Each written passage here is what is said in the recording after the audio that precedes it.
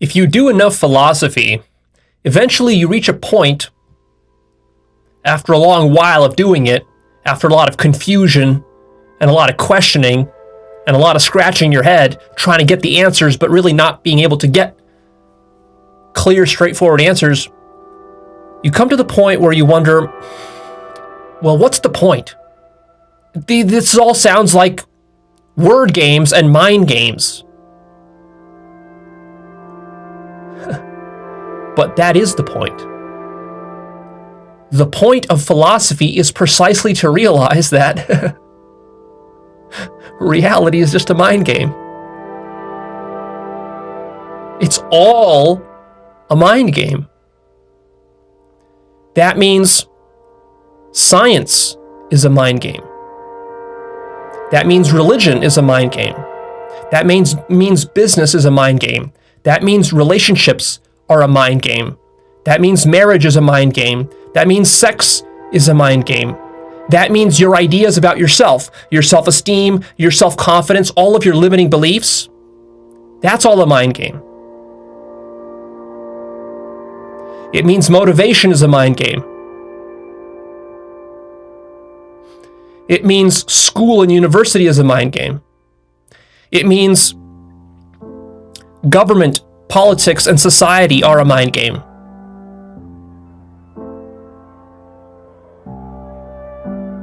It means health and healthcare is a mind game. Medicine is a mind game.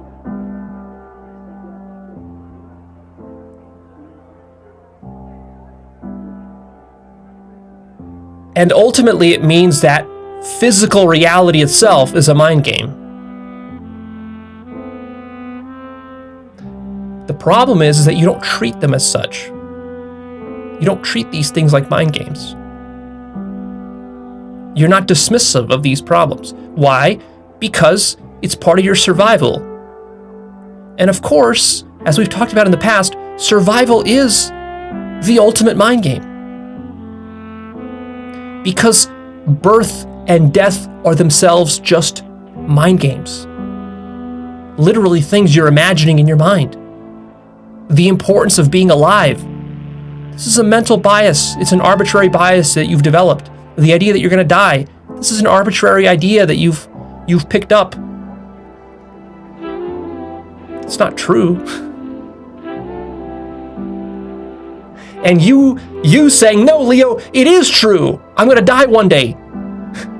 Yeah, that's the mind game that you're playing, that I'm trying to point you to, that you're in denial about. And denial, and then denial of your denial, and denial of your denial of your denial is the mind game. So the mind game is infinite. It's a mind game within a mind game within a mind game within a mind game within a mind game. You think you've unraveled one mind game, and actually you've just realized that that's the next mind game that you're playing. You see, I'm not just talking about looking around and calling everyone some kind of player and being just kind of generally vaguely skeptical about everybody and being paranoid and doubting everybody. I'm not just saying that. I'm saying when you truly start to suspect that everything is a mind game, what's the next step? What's the next logical step? What should you do about that? Well, if everything is a mind game, you only have two options. One is to kill yourself and end the game. And two is to keep playing the game, but to learn to play the game artfully. I guess you have a third option, which is just to go back to sleep and continue playing the game artlessly the way you've been playing it, which is, in fact, that option is the option most people take. And so what you have to do from an early age, but I mean, you can start this at any age, but the earlier you start, the better.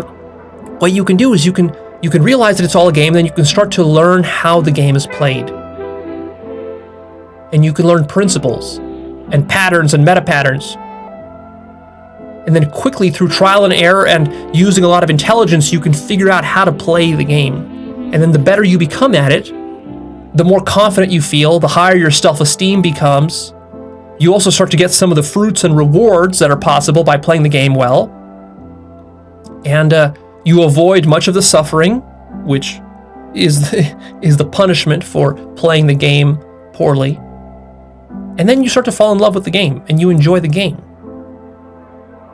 The end game of life is to become so masterful at dealing with all of the self-deception that the mind constructs. That's what we're talking about when we talk about mind games. We're talking about self-deception and manipulations of various kinds and illusions that the mind spins. When you become very artful and masterful at catching your own mind playing all these various kinds of tricks, and then you master your own mind in that way, then you can be playful and you can just enjoy life, and it becomes a play, it becomes a game. And isn't that what you really want?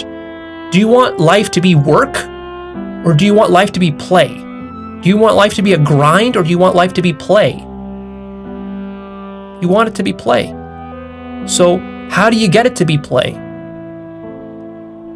By recognizing it's a game, and then learning the mechanics. See, this is true philosophy. And when you frame it like this, then you realize that, is there anything more important within the mind game than to realize that it is a mind game and then to study how the mind game is played? What's more important? Some people get bummed out when they hear that reality is just a mind game. Everything's a mind game. But don't take it that way. Why are you bummed out about that? This should be the happiest news you've ever heard. Why would you want reality to be something other than a game? Don't you like games? Games are fun. Games are play. That's what you want reality to be. You don't want it to be anything else. You don't want it to be real. Why do you get bummed out when I tell you that reality is an illusion or a hallucination? That's the best possible news, don't you see? Then you can just play. You can play in a virtual reality. In a dream. That's the best.